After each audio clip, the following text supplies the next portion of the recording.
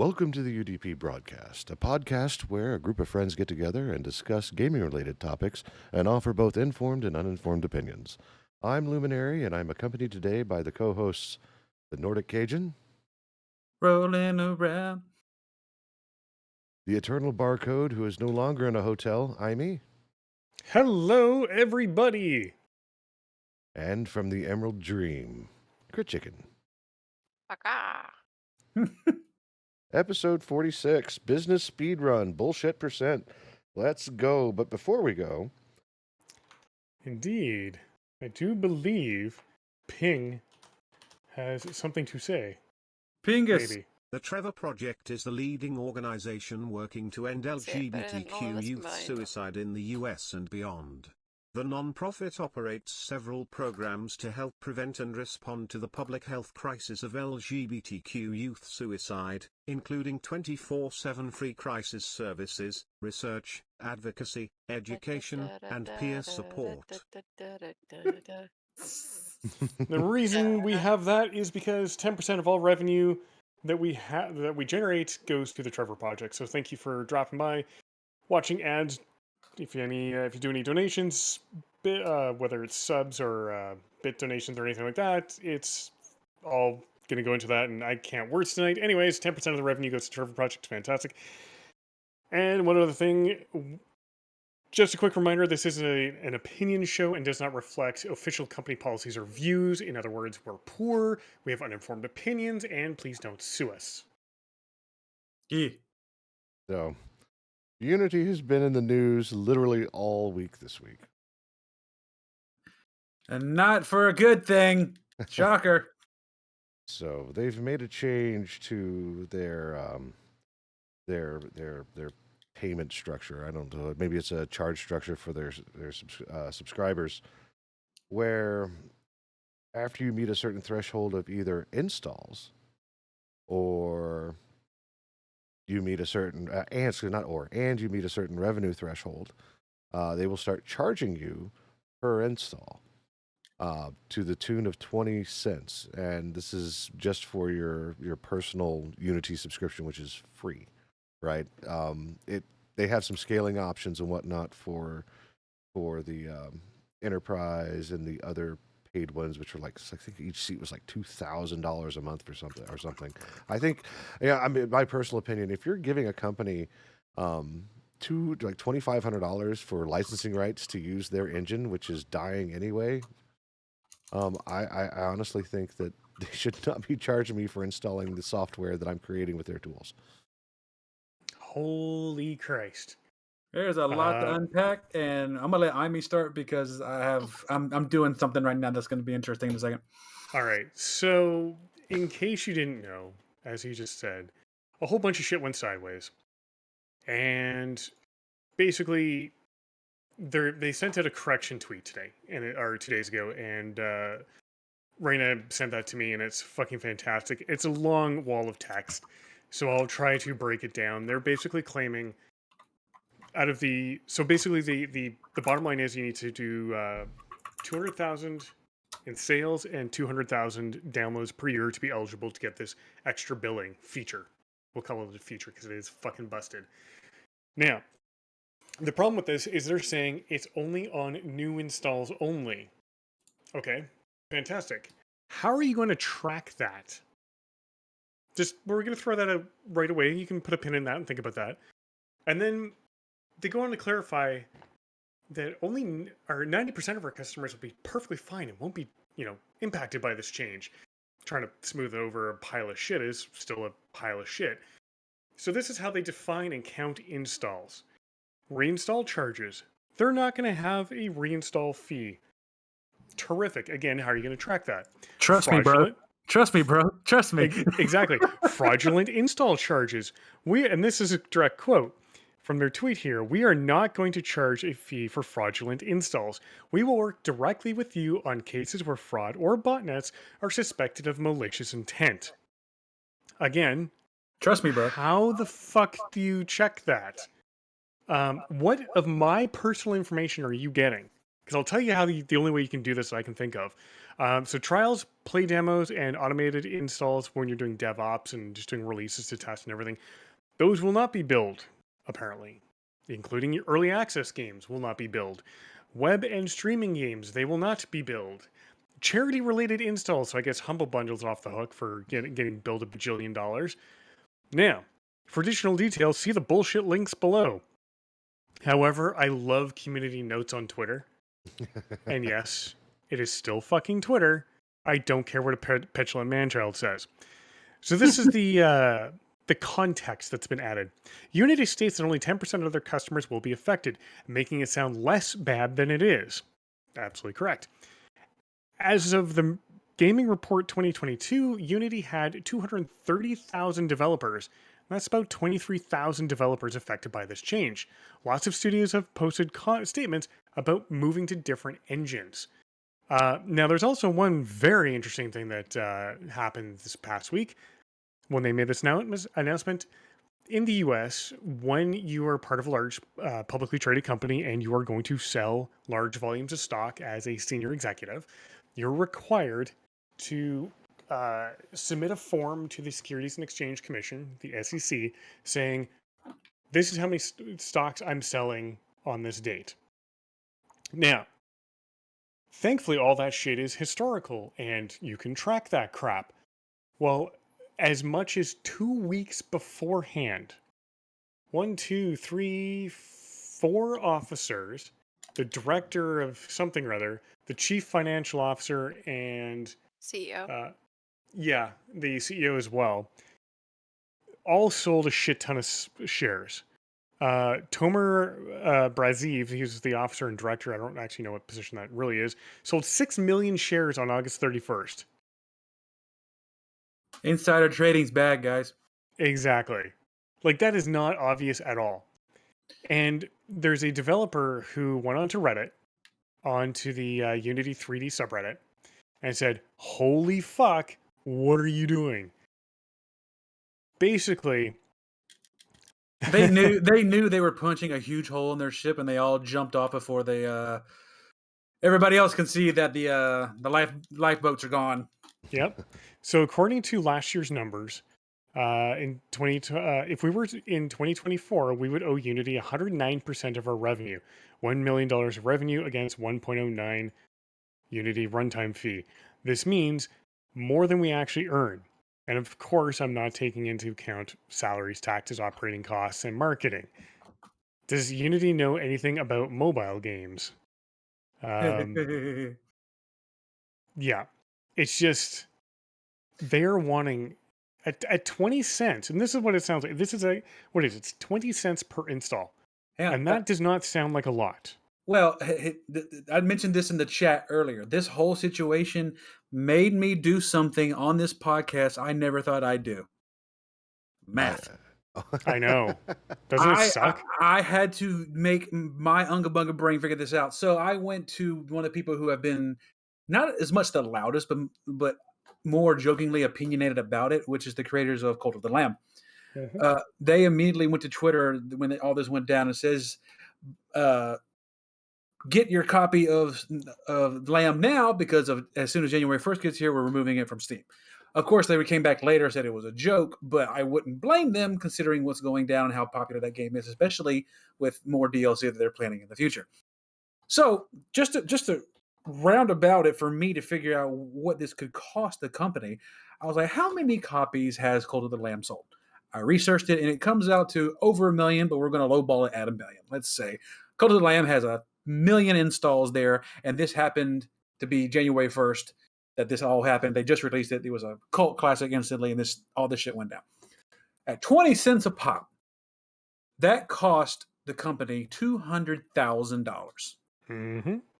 $200,000 right off the top to Unity just because their game did well. They're being punished. Go ahead. That's after insider trading too. So they're just lining their pockets at that point. Oh, yeah. Yep. So go ahead. It's affecting so many cult classics out there. You got the people from Among Us in dire straits. You have all the people in the waiting room for the Silk Song for Hollow Knight now scared out of their minds. You have like Cult and Lamb doing their shit. Anybody who's been like majority of the games in the indie realm, unfortunately, come from Unity. So, one statement I saw, which has been my favorite by far, is from the company Megacrit. They make a small game. You may have heard of it. It's kind of an independent, small thing called Slay the Spire. It's a tiny game. Nobody's ever heard of it, and I heard of it first, so that makes me a hipster, and I'm more cool than you'll ever be, or something. I don't know, whatever bullshit. Anyways, their statement on Twitter. Let's not focus on the fact that it has one of the biggest modding communities out there. Anyway, yeah. The Megacrit team has been hard at work these past 2+ years on a new game. But unlike Slay the Spire, the new engine we have been developing it in is Unity. The retroactive pricing structure of runtime fees is not only harmful in a myriad of ways to developers, especially indies, it is also a violation of trust. We believe Unity is fully aware of this, seeing as they have gone so far as to remove their TOS terms of service from GitHub. If you didn't know, it used to be up there with every single version change. Despite the immense amount of time and effort our team has already poured into development on our new title, we will be migrating to a new engine unless the changes are completely reverted and TOS protections are put in place. And then very bold writing at the very bottom of this statement, we have never made a public statement before. Ever. That's how badly you fucked up. And that is a direct quote. I love it.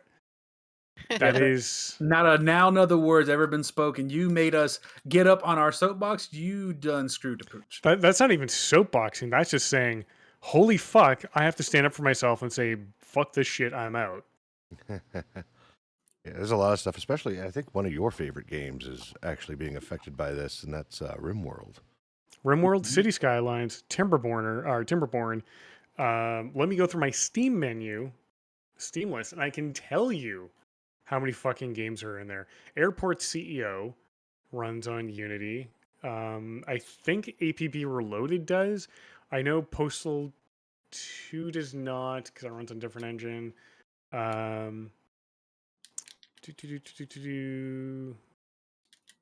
think there's a few more in here. I think Castle Crashers is another one on Unity. Cat Lateral Damage is Unity. I don't know about Company Heroes. Contagion is, I'm pretty sure. Contraption Maker absolutely is. Contraband Police, which you've seen me violate people's human rights. That is also done in Unity. There's just so many that use it. DLC Quest. If you've never heard it, go pick it up. It's a funny game. It makes fun of the entire gaming industry. You could now move left. Yep. Empyrean Galactic Survival, Space Engineers, Stationeers. Factorial 1 is not in that engine. It's a homebrew engine. But yeah, there's just so many titles that are affected by this bullshit change. And it just doesn't make any freaking sense whatsoever. Other than, as Crit said, to line your pockets and just suck more money out of it. I did read a lengthy post from a developer who basically said the only way they can make money under the new scheme is to do in-game monetization, and they were trying to avoid it as much as possible because they didn't believe in it. So this is forcing people to do microtransactions inside their game just to appease the assholes over at Unity. In fact, I think I remember the CEO of Unity stating, like almost last year, saying that if you're not monetizing, you're stupid. Yes. The whole world exploded. Yep, and he did legit say that. I do remember that. And that same asshole, I didn't believe it when I first heard it, but it's crazy. This asshole he said that people who are playing like Call of Duty, like online, should have to pay per reload $1. Let that sink in. You have to reload. You pay $1 if you every time you reload your gun in a match, you should pay $1. Wow. Can I just send him a bunch of bad dragons and he just choke on them? The bagadicks.com. Send him one of those with a glitter bomb. No, I want to send him like the biggest, giantest bad dragon dildo and have him choke on it. Don't worry, he's fucking himself over as it is. That's true. Oh my The gosh. only if there's any silver lining to this is that the other platforms are going to start to have a lot of influx in customers here pretty soon. Well, and Yeah. what's really cool is the Unreal Engine can support a lot of what people do with Unity, and it's got a much better pricing scheme and whatnot. So I do think, like you just said, I think a lot of people started looking at that. It is a very good engine in and of itself. Mhm. It's just Unity was cheaper, but Yeah. Unreal 4 and now subsequently Unreal 5 have very, very, very good pricing setups. Not to mention some of the strides they've done with their shift to uh, data-driven design as opposed to object-oriented design. That's more technical on that side. Ends up being faster, but yeah. And they have their eyes on this whole Unity situation. They're probably going to be more welcoming to the people that are looking around and shopping around for new homes, I guess. I guess I don't know. At this particular point, I think they're building on Elon's strategy for taking a company. Like I That's mean, what I'm gathering. Like, what's the fastest way I can put this into a nosedive? Let's see. Yeah. It looks like they literally sat down with Wizards of the Coast and just copied their playbook. oh well. They actually rolled everything back, didn't they? They're like, you know what? We made bad decisions, and we're sorry. Yep. Sorry. We're sorry. I don't see EA. I even said it. I said the bad name. I mean, Unity doing that. Unity's going to double down and is going to blame the developers for not. Get in the game. They're going to find a way to spin it, and they're going to make it be the consumer's fault, as they always do. I mean, look what's happening with the strikes over in Hollywood right now. They're turning it to make it seem like it's the writers and the actors' fault when it's actually the CEOs. Yeah. Dumbasses. Yeah. Somebody did the math on those. It's going to cost like, what was it? Netflix 1.21% of their annual revenue. It was going to cost Warner Brothers 0.24%. Like it was all around like 1% or much less. And right Like, now, no, we can't do that. but in the process of the strike, they've lost like 10 times that amount. Oh yeah. Just in time alone.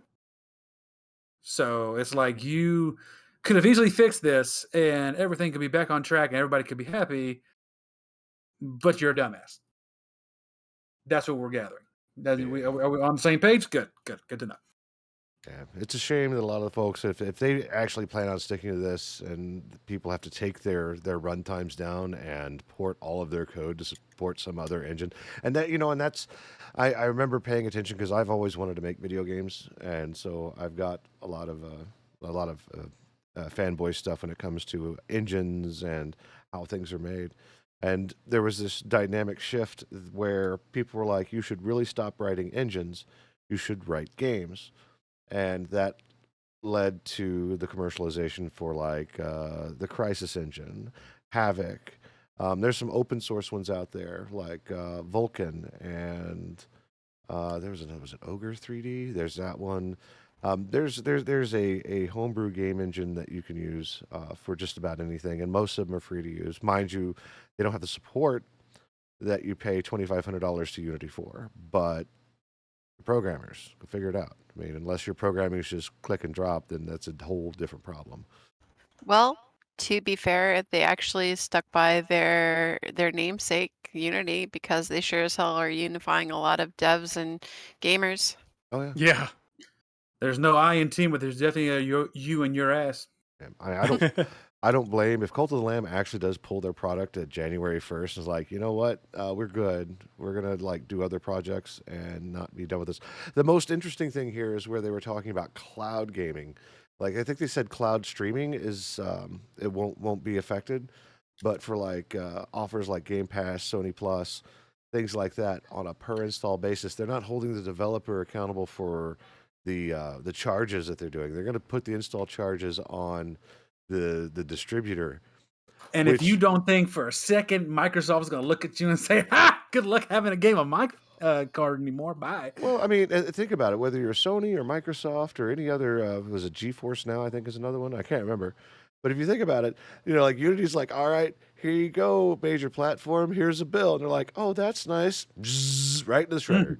Like, it's, Yep. What are you gonna do? Like, I don't have an agreement with you. Like, oh no, you want money from me? Oh, that's a shame. At which point, that makes like those services infinitely valuable for avoiding those fees. You just never release publicly except for on those services. So I think it's interesting how they're saying, oh yeah, no, they'll hold them. I don't know how they're. And Amy also brought up another good point too. How are they going to track all this? One of the articles that was brought up in Amy's mega post said that we have a proprietary way that you can appreciate. We won't share the details of on tracking all of this. I want to go back to yeah, my this- original statement. Trust us, bro. Yeah, so I meant to go into that. My suspicion will be that something else that was pointed out in their new terms of service is the amount of tracking of personal data they want to harvest. They want to basically just open up your computer, your phone, and just take everything. They want all your aggregate. This is the best part. They're saying, oh, we're only going to take aggregate data. And if you're not familiar with what that is, that's like rough information like a hardware ID, an operating system, and a rough geographic location. So, what province or state or, wherever you are on the planet. But they're going to harvest so much of it. The only way to get to the accuracy they want is if they're installing spyware to count the number of times you've installed it. If you listen really closely, you can hear Zuckerberg getting a Woody somewhere. Oh, yeah, absolutely. Yeah, I don't know how they're going to do that. Honestly, if they're claiming that, and that also comes down to some of the stuff that's going around in the world too. Like GDPR was a big thing like 2 years ago, and it's still a big thing. Like a lot of countries that or businesses that do international business have to adhere to those policies for everything that's European for collecting data. Yep, and he's just like, it's so fucking dumb. It is like. We need a T-shirt of this as soon as possible. Common sense is a superpower, and it's just when is it to a point where corporate greed is just called out on a normal basis and actually held accountable to where they can be held accountable? Well, it was. Like what happened with World of Warcraft? I think they kind of somewhat learned their lesson on it. Somewhat. With Blizzard, I mean, big circle with an X with doubt next to it. well, if Microsoft takes over, I think they'll be in a better position. The employees, maybe, but I'm not sure about their games. Listen, that WoW token. That WoW token helped me out in Classic. I can afford my mount now. Oh, nice. It's something. JPEG. It's better than it was 15 years ago. And lots have changed in WoW. 15 years ago, like skill trees. Back Oh, in God. my day, we used to have to grind in order to get our epic mount. Now we just grind IRL. Yeah. Well, it has to survive. That's why it's been around for so long. Microtransactions. It survived every WoW killer to date. So, Oh, killer. It's Speaking of probably which- even gonna survive Unity. speaking of which, a game that I cannot believe is still up and running is not on sale, but it was on the list of the Steam birthday stuff. Was Rift. Oh yeah. Rift was supposed to be the WoW killers because of how extensive the talent tree was and how diverse you can make your character. And I liked it for what it was for a little while, but the fact that it's still going. Then the player housing. I think her mic cut off. What happened? Player housing. Fair housing. Player housing. I don't know how important that is. Everybody's like, Mike, because everybody likes to role play, I guess. Yeah, come to my hovel. And games have solved that in several different ways. But when it comes to massively multiplayer, like I remember EverQuest 2, there was a community zone that you could go into, which had houses in it, but so like there'd be like 30 doors or something like that. But each one of those doors leads to a different instance. You didn't have to go to a specific door. If you wanted to, you can go to any of the doors and go to your home, which was weird. And games handle it much differently. I remember in Neverwinter Nights, I was helping with a project where we were creating instance player housing in their Neverwinter Nights engine. And it was interesting to try to do because you had to do a lot of packing and unpacking of assets. So, but yeah, player housing, that's, I don't know how important that really is to, I mean, I don't see that a feature. I know people ask for it. I want a place for my character, but Nah. we're also in a state now where people don't spend any longer on the same video game for a week. Maybe. If you want player housing, go back and play The Sims. Listen, I thought about it, but Slay the Spire is currently on sale. Oh, nice. Good game. Worth Um, I know that one of the articles that came across, in fact, actually, I've been meaning to ask Amy about it. What was that that thing on Twitter that you were saying, like, hey, look, I know Unity's a piece of shit, but you shouldn't wish death on people? What was going on with that thread? Yeah, so what ended up happening is, as a repercussion of all this bullshit, is people like to get very angry. Mm-hmm. And they got so angry that they started calling up the head office and threatening them. And that is bullshit. Yeah, You that's can what be as line. passionately hateful against a change as you want. You can call it whatever names you want. You can tell the decision to go fuck itself as much as you want. But you cannot sit there and start threatening people's lives. No amount of jail time is worth it. You may not like the decision, that's fine. But threatening another fucking human person's life, or human being's life, is fucking bullshit. And get your head out of your fucking ass. I'm tired of hearing it. Whether it's, people at WoW getting threatened for changes to a character, in this case, Unity making changes and getting death threats. It happens way too fucking much. What was it? Ubisoft Montreal had to evacuate their entire building a couple years ago because someone called in a bomb threat saying they were going to murder everybody. What the actual fuck? And to cap that off, I was coming home today and somebody in my neighborhood had their window open, and all I hear from their fucking home was, "Can't you die any faster, you fucking bastard?" What? This person was screaming. So my guess is they were either playing League of Legends, Call of Duty, maybe Maybe some bullet spongy boss. something else. If you Fortnite. called 911, you could be like, swatting. Oh, there was. Oh, I couldn't God. even figure out what house it was, but holy shit. But yeah.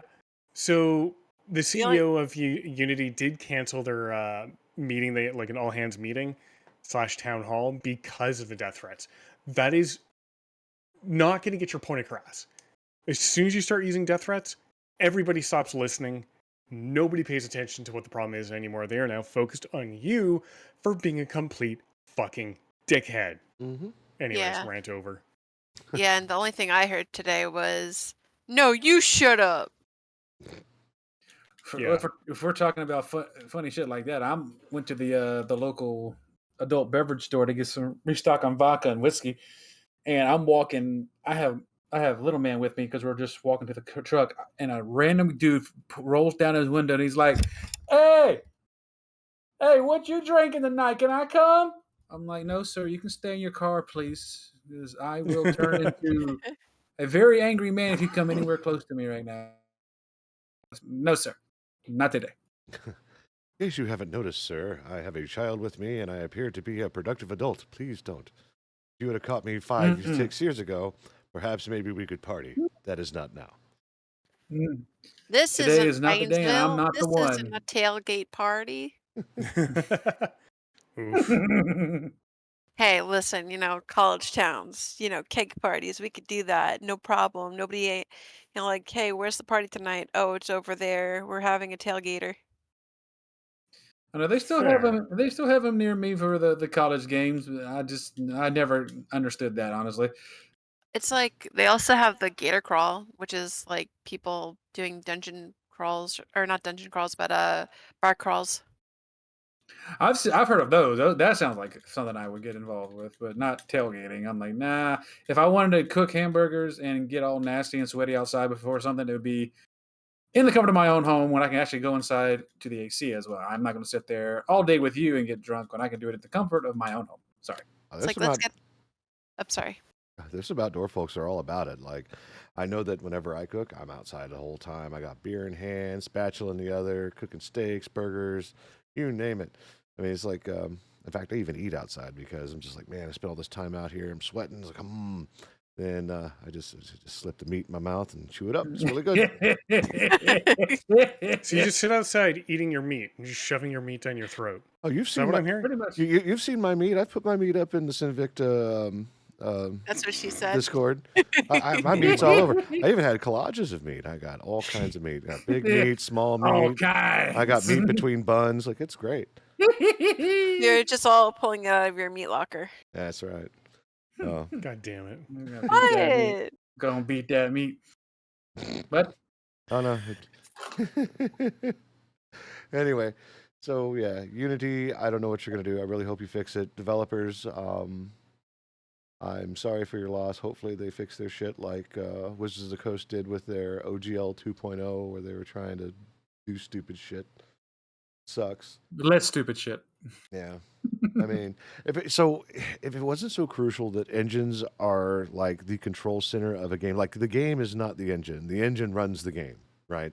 Which is Mhm. why they're like, oh yeah, we can totally get them for the runtime because they can integrate that in with the engine, especially with the installer. IME used to work with M6s and MSIs quite a bit, so he could tell you could pretty much tell it to do whatever you want, right? I mean, there's not much you can't do with an MSI install package. Yeah. Pretty But much. at the same time, like, what kind of spyware would they be installing on your phone or on your computer to track the quote unquote legal and non fraudulent installs? Like, it just, everything they said screams of bullshit. And I have a hard time believing any of the words coming out of their noise tubes. Yeah. Noise tubes. That is what I'm going to be calling the Larynx box from now on. Yeah, I know that one of the stories that you posted up, I mean, a developer, it was like in a group of stories. A developer was actually developing a game. In the last 2 years, they changed their subscription and tiering twice. They ended up having to move to a different tier because he didn't have his previous tier before or afterwards. Then they introduced this. It's like, I can't afford to be in business. I have to do something else. So, it's pretty shitty, for sure. Yeah, when you mess with people's bottom line, especially with passion projects, and try to sweep it under the rug, like it's only going to affect the top 10%, guys. No, you are literally just waiting for the moment where you can change it again, and then all these people are just going to have to fork over cash. Pretty Yep. much. I do appreciate the developers that like homebrew their engines, like Edmund McMillan. I believe that Super Meat Boy was a homebrew engine. Yep. And so was Binding of Isaac. Well, the first one was Flash. Right. That was ran on top of something, but the second one was like in C++, and that one is its own engine. Yep. And Nicholas did a really good job with that. I don't know what they're doing Mugenics in, but yeah, it's it's kind of like being in the programming world. It's like if you want a challenge, like if you're that kind of nerd, you should write an OS kernel. Don't do that. It's a terrible idea. But same thing with game engines, because the game engine not only has to deal with communicating to your GPU, handling audio, handling how it accesses data. Like, you ever tried to build a virtual file system? Nope. Yeah, but we'll just leave it at that. That's what means disclaimer: don't. I'm a nerd, but not that much of a nerd. Yeah, speaking of nerd, you need to watch that video. It's hilarious. Anyway, Looking at you, Crit. no, both of you. I sent it to IME too, and he's like, "I'll watch it later."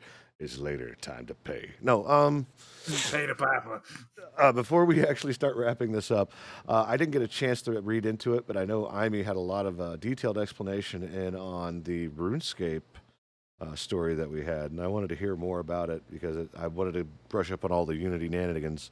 I think isn't this story that made my brain just like stop working for a minute? Yeah, when we started adding random words to where. Yes. Oh man. Oh, what the hell was this one?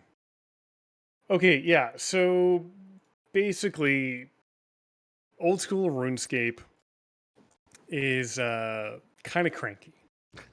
And this is the headline that caught all of our attention. That was really just hard to understand. Mm-hmm. Old school RuneScape punishes innovation, prevents players from using their own severed toe to skirt anti-botting rules. Insert That is Nordic so brain loaded. there. And it's that title. I was like, this just screams IME. We should call his attention to this. It's like, huh? Oh my god. Okay, so one player, he's an old school RuneScape player. He basically has diabetes and lost his toe to the disease. And like any good person who's going in for surgery to get an amputation, he decided to have forethought and say, hey dude, cutting my toe off, mind if I keep that? Might need a spare part for later. That's one So, does. Yeah, exactly, as one does. So apparently there's an area in the game where you can use an exploit called the Duke mining method. Basically, it just comes down to holding the spacebar. And you can mine forever. So the Duke mining areas where you do this, and all you do is hold down the spacebar, and you'll continually accrue mining experience until the game logs you out automatically. This dude by the name of Planting Shade, all they want to do is hold down their spacebar using their toe instead of their currently attached fingers. So, now you might say, well, what's the difference? And I say the same thing. Your finger holding down the spacebar versus a severed digit holding down the spacebar is roughly the same thing, are they not? Well, the terms of service in the end user license agreement for RuneScape says you cannot use anything that uses hardware or software to bypass game mechanics. Well, But- thankfully, appendages, big and small, are not considered hardware in the traditional sense, and they're kind of what you would consider wetware, if anything. It would be an add-on at this point. Well, yeah, Or but I mean, peripheral. so the way I look at it, from just having read way too many terms of services and end user license agreements, if you use the toe and put it on your spacebar or whatever key you need, and leave it there, and gravity pulls it down onto the spacebar, and it starts you mining, that's okay, because you're not breaking the terms of service. Now, if you were to, say, attach that to some sort of mechanical device that's weighted, that then pushes down the keyboard using the toe and like extra weights, that would be mechanical, and I would call that hardware. But just the toe itself sitting on a keyboard, holding down the key, go nuts. That is not hardware. That is a body part. That's an appendage doing what it does best when gravity affects it. Well, heck, if we're just talking about organics, you could use anything, an eggplant, use a carrot, anything weighty enough to, and I think you can, there's custom keyboards with like hair triggers on their spacebar for people who like to jump a lot. So, yeah. Yep. Have the question from this guy's is this a dreamer for this to become an issue? Because how would they even know this man is using a severed toe to do this? I mean, we don't talk about those things. There's got to be a picture of it somewhere. Because those kinds of questions cause people anxiety. It's causing my hamster to go 100 miles per hour on the wheels. What it's doing for me. And he's getting thirsty right now. He needs some water. He thirst. Like how my man is in a bad enough shape as it is. Loses a toe. He was making a lemonade out of lemon, as it were, as the old saying goes. Mm-hmm. And they got mad about it. Hey, how would they? I just can't. I can't even. I'm not unable to even right now. I'm sorry. Can't even.exe has crashed and needs to restart. No, Nord.exe has failed to respond. He's done. Well, speaking of failing to respond, we should probably look to wrapping this up.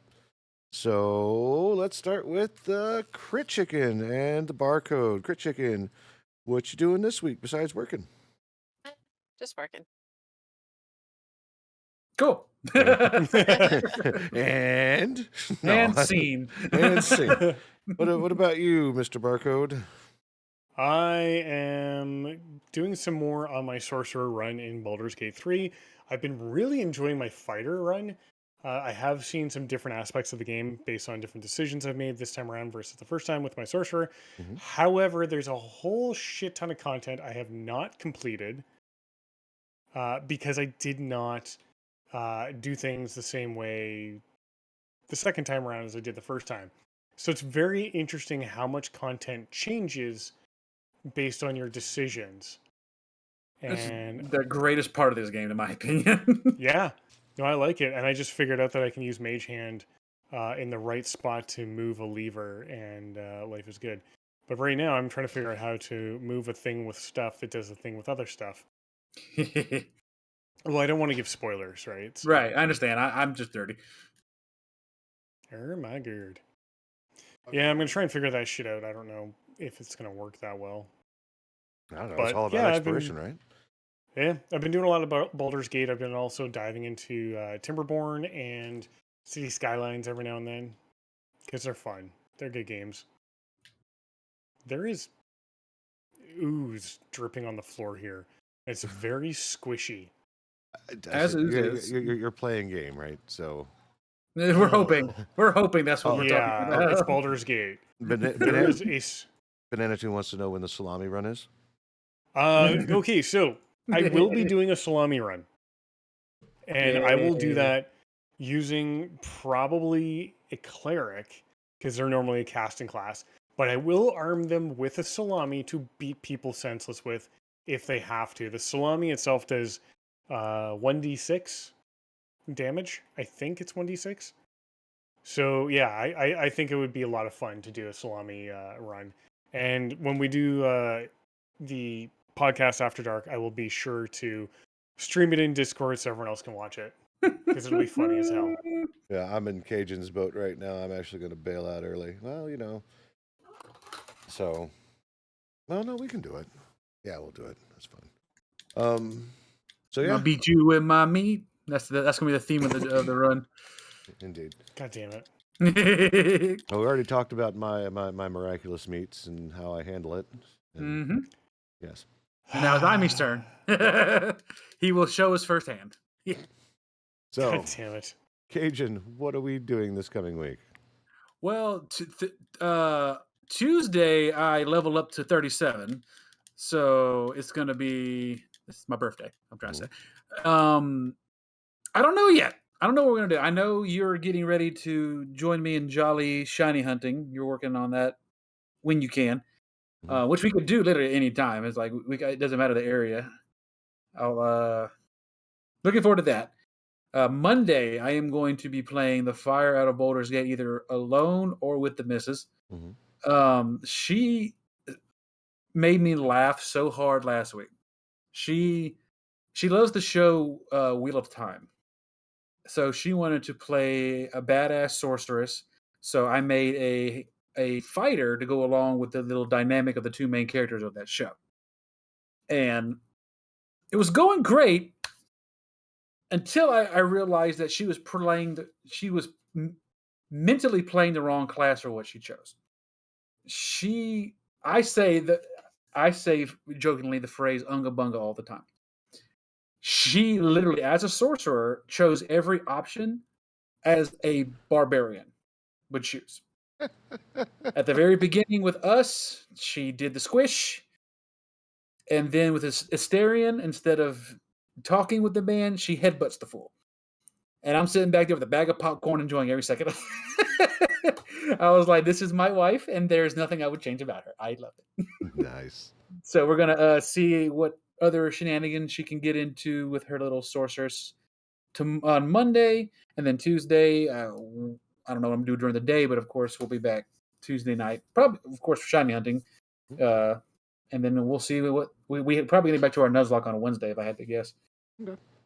Because I've already finished the storyline for the DLC, so there's nothing else new other than just going after the shiny sparkles. Right. I heard it's only about 2 hours long. I'm hoping that the DLC in December offers a lot more, but right now I'm happy just to shine different Pokemon other than the same ones over and over again. So it's good. Yeah, I know Scott Falco was saying like they did no performance fixes for Scarlet and At all. So at all, which was one of the big things we all complained about. But no, here's more shinies. That's what they did. Here's more shinies. Here's some more mythicals. You can't hunt for shiny because they're shiny locked because we're dicks. And here we go. No fix for you. So just as a heads up, I have Arceus, Sword, and Violet, along with whatever comes on the virtual consoles at this particular point, and whatever randomizer thing that we do. So if you want to shiny hunt and do stuff, I need to know where and when and how, and I can make it happen. Also, I'll probably need a rundown of Pokemon Home and how I can integrate all that. Oh, absolutely. We can. We'll have a conglomerative Pokemon day at some point, and then we'll go through all that and get it set up for you. Because Pokemon Home has helped a lot moving Mons from old games over to Arceus, not Arceus, to like Sword and Shield, and now Scarlet and Violet. I just got to figure out how to get my Pokemon that are stuck on my DS over to Home. So because, long story short, I adjusted my 3DS, and of course we all know what Nintendo did. They have an update that if you install the update, it pretty much bricks your fix to your 3DS. So I'm waiting for the people who made the fix to adjust the fix to where that update doesn't screw everything over, because I can't use Home on my 3DS to send over the shinies I've caught because of said brickage. Because I have to update for the home for the bank to work. So Nintendo, you've won the battle, but you will not win the shiny war. Indeed. So yeah, I'm aligned with Cajun. It's whatever we're doing with him this week. So Scarlet, Violet, Sword, Shield, whatever it is that we get in touch with, and go from there. I am on vacation for the next 2 weeks, so you'll probably see a lot of more creative stuff from me, or I may just take a nap. I have no idea. It's been a long forever. You deserve one, sir. Yes. So other than that, I don't have anything else to add. We are about 9 minutes into the show. Anything else to say? Anybody want to sing a song? We can like hold hands. Rolling around at the speed of sound. Got places to go. Gotta keep Fun. FOO. Yeah, there it is. All right. Karaoke night win. We'll go ahead and terminate the podcast. That's right. I got podcast work to do in the next 2 weeks. I'm not going to focus on it because vacation is supposed to be a vacation. So with that being said, it's been a pleasure. This wraps up episode 46, Business Speed Run Bullshit %. And we'll see you again next week for another episode of the UDP broadcast. In perfect unity. Stick around for UDP After Dark.